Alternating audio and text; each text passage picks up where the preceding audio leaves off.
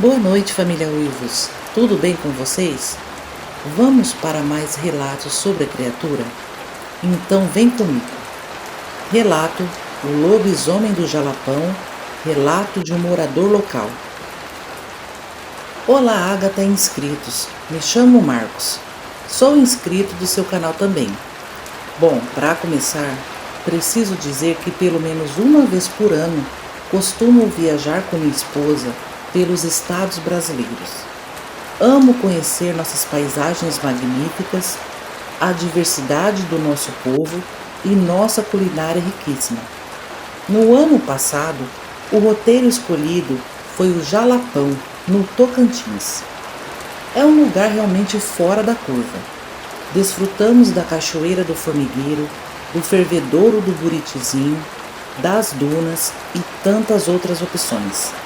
E ficamos hospedados numa pequena pousada familiar. O dono se chama Osvaldo. Bom, seu Osvaldo e sua família vivem lá há décadas.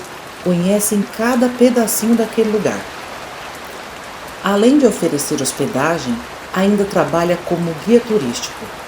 E todas as noites depois do jantar, há outro momento muito interessante oferecido por seu Osvaldo. Os hóspedes se reúnem num pequeno espaço ao lado da pousada, onde há várias redes disponíveis para relaxar. E seu Osvaldo acende uma bela de uma fogueira, puxa um tronco de árvore e conta histórias do lugar. E se deu que em certa noite, seu Osvaldo saiu um pouco da rotina de contar sobre as curiosidades da vegetação e entrou num assunto mais assombrado, algo que não estávamos esperando e que tirou o sono de muitos turistas naquela noite, inclusive o meu e o da minha esposa. O assunto era sobre o lobisomem do Jalapão. E para ficar mais interessante essa história, a partir daqui contarei como se fosse ele. Bom, vamos lá. Bom, minha gente, essa história aconteceu quando São Félix do Tocantins era só uma casa aqui e outra acolá. Sem luz, sem estrada, sem médico, sem nada. E não faz muito tempo não, uns 20 anos mais ou menos. Graças ao turismo, tudo mudou. Mas quem é morador antigo dessa região, bem se lembra das dificuldades que a gente enfrentava. A gente vivia isolado, cortando mato no pé, vivendo do cerrado e da fé. O caminho até a cidade mais próxima era uma jornada de 8 dias no pé. Não existia estrada para carro passar. Bom, eram 8 dias se ninguém adoecesse. Mas quando alguém caía de cama, aí o bicho pegava. Se juntavam uns 4 ou 6 moradores dispostos a ajudar, aí era rede no ombro e revezamento até conseguir chegar na civilização. Já teve vez de gente morrer no caminho. Já teve vez de levar defunto, achando que ainda estava respirando. Mas não bastasse todo esse sofrimento da gota, teve uma noite terrível. Eu lembro bem, foi mês de agosto. A lua cheia estourando no céu feito farol. A terra era tão seca que os galhos quebravam debaixo dos nossos pés como ossos. Estava eu, seu Benedito e mais 4 homens que ele arrumou. Estávamos levando o seu José, um dos primeiros moradores daqui. Seu José pegou uma febre ruim, de derrubar até boi bravo. Botamos aquele homem na rede e pé na estrada. Pensa num sertão bruto. Sol forte na cabeça durante o dia e frio rasgando o peito à noite. Parar? Nem pensar. Era revezando e torando mato no facão. No 4º dia de viagem, o próprio seu José nos falou: gente, vamos parar um pouco? Eu tô com a minha coluna torada de ficar deitado nessa rede. Um dia a mais ou a menos não vai mudar minha situação. Vamos parar por aqui um pouco para descansar? Bom, a noite já havia engolido tudo, um breu total. Então paramos perto de uma vereda. Arrumamos uns galhos secos, improvisamos uma fogueira e sentamos ao redor do fogo. Seu Benedito abriu uma lata de farinha socada com carne seca, que aqui chamamos de paçoca de carne. Cada um comeu um punhado com um gole d'água. Bastante cansados, começamos a prosear sobre como era dura a nossa vida. Conversa vai, conversa vem, passou umas horas. E de repente ouvimos grunhidos de cachorro, mas era um pouco diferente. Era misturado com um gemido de alma penada. Os pelos da nuca até arrepiaram. Ninguém falou nada, mas todo mundo se levantou devagarinho e pegou algo para se defender. Um pegou um pedaço de pau, outro uma peixeira e até facão. Foi quando ouvimos aquele rosnado grave, doído. Até os grilos se calaram. Daí foi muito rápido. Quando demos por fé, aquele bichão com mais de 2 metros de altura foi surgindo do mato. O bicho era entroncado, meio curvado para frente, peludo da cabeça aos pés, os olhos esbugalhados e vermelhos. Aquilo, quando nos encarou, abriu uma lapa de boca que deu medo. Os dentes pularam para fora, eram afiados como navalha. Olha, a coisa foi feia, minha gente. O bicho deu um pulo que caiu no meio da gente. Seu José, doente e indefeso, deu um grito de medo. E o lobisomem deu uma lapada no ombro do coitado, que ele caiu longe. Começamos a gritar pro bicho ir embora, igual a gente faz quando quer espantar cachorro, batendo os pés no chão, mas aquilo não era cachorro não. Ele balançava a cabeça e rosnava pra gente. Aquilo não tinha medo de homem. A gente investia contra ele e ele contra nós. Rodeava a gente e dava o bote. Nossa sorte é que Tonho, filho do seu Benedito, era rapaz jovem, parrudo, praticava capoeira. E ele foi para cima do lobisomem sem medo. Cada bote que o lobisomem dava, o Tonho pulava de banda e lhe cravava a peixeira. O bicho urrava, recuava e vinha para cima de novo. Aquilo era uma briga de sobrevivência. Se a gente desse mole, ele comeria um por um. No meio daquele arranca-rabo, apanhei um tição do fogo e quando ele vinha para cima de Tonho, eu esfregava o tição nas ventas dele. Fomos acertando ele com o que dava, mas o bicho era tinhoso, não parava. Isso tudo durou coisa de uns 15 minutos. Ele só parou de avançar na gente quando Tonho lhe acertou o olho. Aí sim, o bicho deu um grito ensurdecedor e num instante fugiu para o mato. Saiu correndo com o quente do fervendo. Ao longe, escutamos ele correndo se embrenhando no mato. Olha, foi um sufoco grande. Ficamos ali de orelha em pé sem piscar. Seu José gemia com dor no ombro. O coitado do homem já estava enfermo e ainda quase teve o ombro arrancado. Pensamos em levantar acampamento, mas o Tonho disse que o melhor era esperar amanhecer, pois andando por aquela escuridão não tínhamos defesa alguma, e ele estava certo. Então passamos o restante da noite em volta da fogueira. O coração só faltava pular pela boca. Qualquer barulhinho na mata, a gente pensava que era o peste do lobisomem voltando. Foi um inferno aquela noite. Mas quando amanheceu, seguimos nosso rumo. Quando conseguimos chegar à cidade, 8 dias depois, seu José já estava para lá de Bagdá.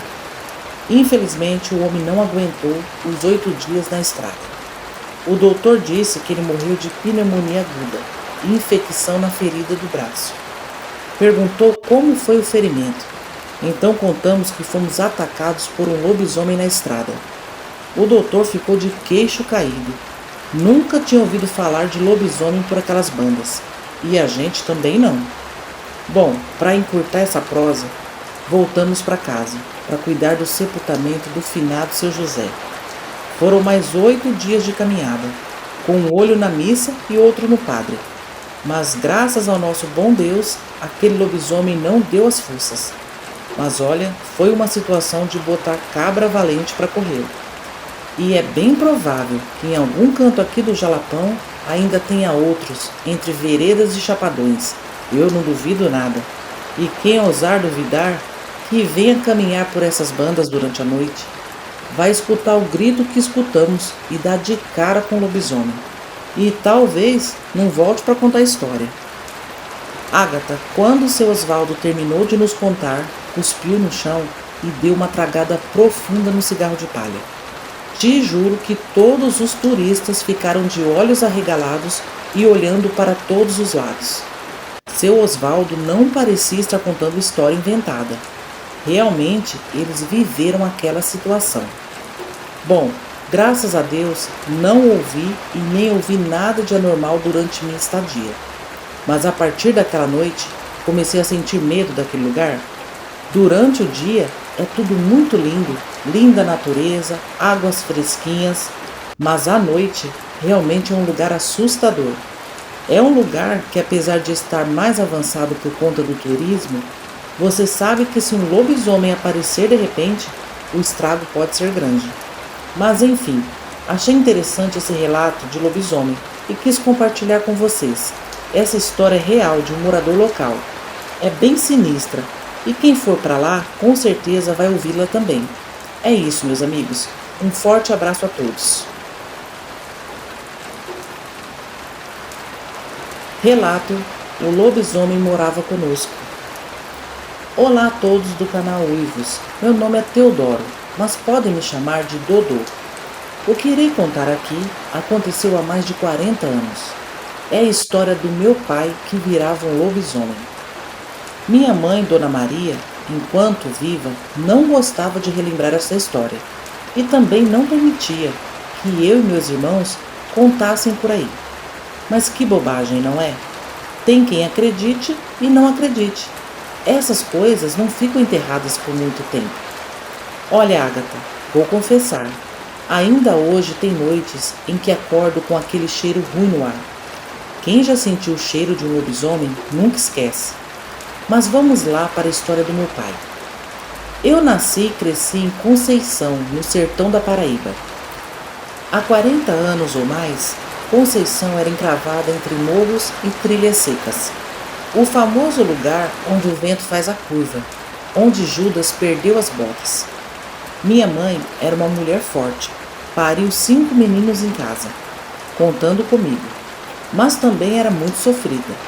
A coitada carregava o mundo nas costas e ainda encontrava espaço para carregar os filhos no colo. Se desdobrava trabalhando na roça, cuidando da casa e da gente. Já meu pai? Bom, meu pai era outra conversa. Seu nome era Otacílio. Trabalhava na roça e cuidava das criações dos patrões. Era bastante respeitado, ou temido talvez. Meu pai era um caboclo alto, forte, de olhos miúdos e de pouca conversa. Nunca vi ele rir, sempre com a cara amarrada. Às vezes parecia que nem respirava. Não dava assunto para os filhos. Minha infância foi bastante estranha, sabe? Eu não brincava com outras crianças. Minha mãe nunca deixava meus irmãos ir na rua até entardecer. Era sempre ali, nas rédeas curtas, embaixo de suas saias. Toda hora ela gritava lá da cozinha: "Meninos, fiquem onde eu possa ver. Já está escurecendo e o escuro é lugar de bicho feio." Mas depois descobrimos que o medo dela não era do escuro, era do meu pai. Bom, pelo menos umas 2 vezes por semana, ele inventava uma desculpa e sumia à noite. Dizia que ia visitar os parentes, que ia caçar, que ia pescar, ia vender redes, mas nunca levava a gente. E toda vez que ele ia, minha mãe chorava. Ela tentava disfarçar, mas eu ouvia o choro abafado na rede. Nessas noites, ela reforçava as trancas das portas e das janelas. E nesse tempo, já havia boatos que tinha um lobisomem rondando aquela região. Mas até então era fofoca pequena, pois ainda não tinha sido visto. Mas com os sumiços de galinhas e porcos, logo jogaram a culpa no lobisomem. E eu nem desconfiava que era o meu pai. Mas teve um dia que um parente foi lá para casa. Eu não lembro o motivo. Ele veio passar uns dias conosco. Era um irmão da minha mãe, o tio Zeca. Meu pai não gostou muito da presença do tio, deu para perceber.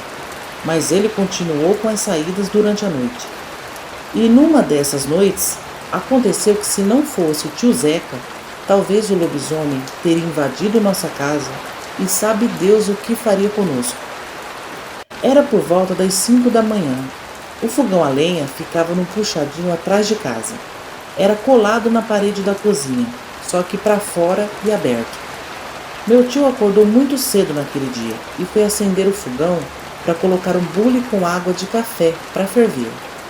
Estávamos dormindo ainda, mas acordamos no susto, com uma confusão enorme lá fora. Tinha um animal rosnando grosso. Não parecia com rosnado de cachorro. Era grosso e baixo. E meu tio falava alto. Sai daqui, bicho ruim. Vai-te embora, maldito. Aqui você não entra não, cão. Mais fortes são os poderes de Deus, seu coisa ruim. E nisso o bicho rosnava mais ainda.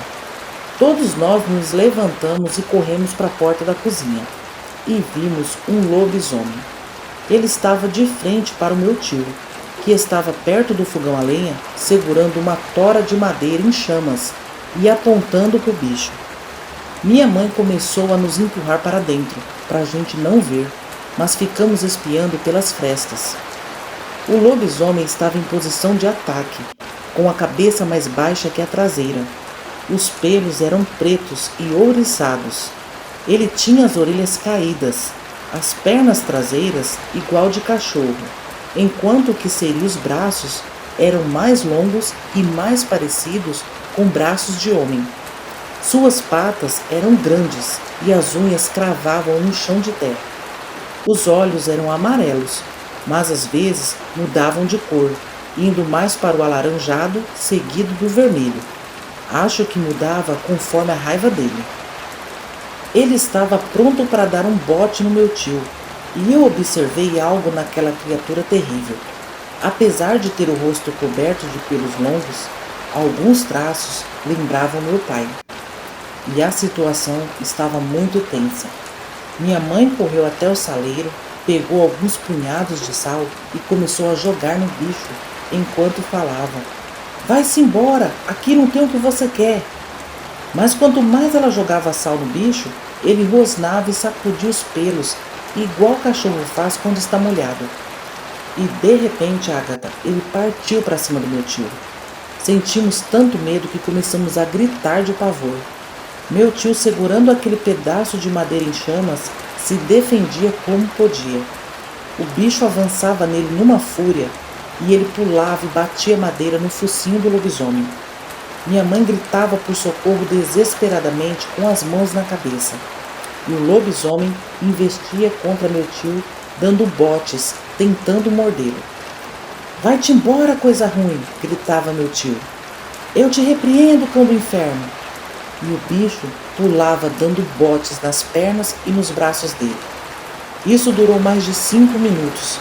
Meu tio viu que ia ser ferido e começou a recuar em direção à porta da cozinha. Nisso minha mãe pegou uma pedra grande e pesada que usava para escorar a porta e tacou com força no bicho. O lobisomem ficou meio atordoado por uns segundos e foi o suficiente para o meu tio entrar e trancar a porta. Mas o lobisomem não se deu por vencido. Começou a dar pancadas na porta, estremecendo até a parede. Meu tio pediu uma faca para minha mãe e nos mandou correr para o quarto. Ficamos trancados lá, enquanto na cozinha minha mãe e ele tentavam impedir a entrada da criatura. Mas um tempo depois, o lobisomem saiu correndo, trotando pela estrada. Já estava amanhecendo. Foi a nossa sorte. Meu tio, muito assustado, contava para minha mãe que estava de costas para o quintal quando sentiu um fedor de carniça muito forte. Quando olhou para trás, viu aquela coisa saindo de trás das bananeiras. Estávamos bastante assustados e minha mãe parecia preocupada com outra coisa. Foi aí que durante o dia ela nos mandou brincar no quintal, mas eu não fui para longe e acabei ouvindo ela contar para o meu tio que aquele lobisomem era o meu pai. Ela contou que ele foi caçar como sempre fazia. Foi com os amigos uns dias depois que eu havia nascido. E ele havia se perdido na mata. Os amigos voltaram sem ele, deram várias buscas e nada. Ele ficou 4 dias desaparecido. Já tinham dado por certo a sua morte. Foi quando do nada ele retornou para casa.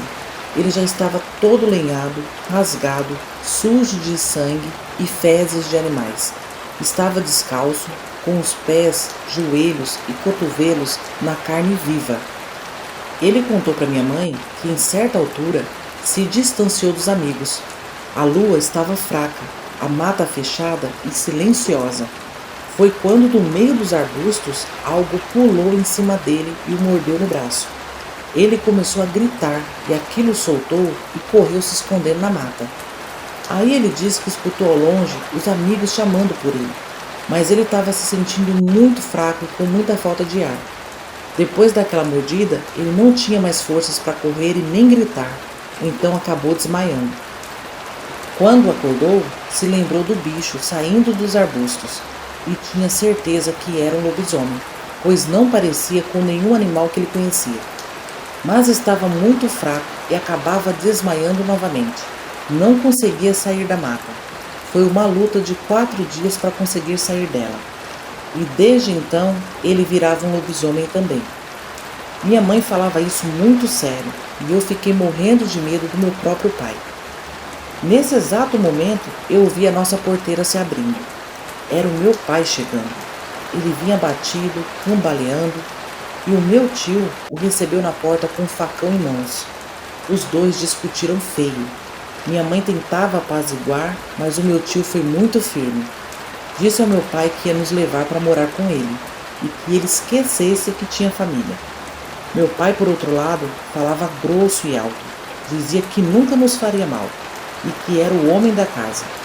Mas a palavra final foi da minha mãe. E aí fomos morar com meu tio. Saímos da nossa casinha, deixamos tudo para trás, inclusive meu pai. Bom, Agatha, eu não sei se o meu pai teria coragem de nos fazer mal. E também não sei se o meu tio agiu certo. Mas nossa vida melhorou muito depois que saímos de lá. Tínhamos uma vida atrasada, de muita miséria. E, na verdade, tínhamos pai só no registro. Pois não lembro do meu pai dar atenção à minha mãe e nem aos filhos. Eu fiquei com muito medo quando descobri que ele virava bicho e morava conosco.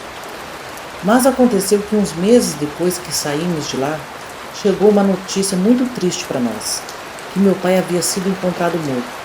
E foi o meu tio quem cuidou de tudo relacionado ao enterro.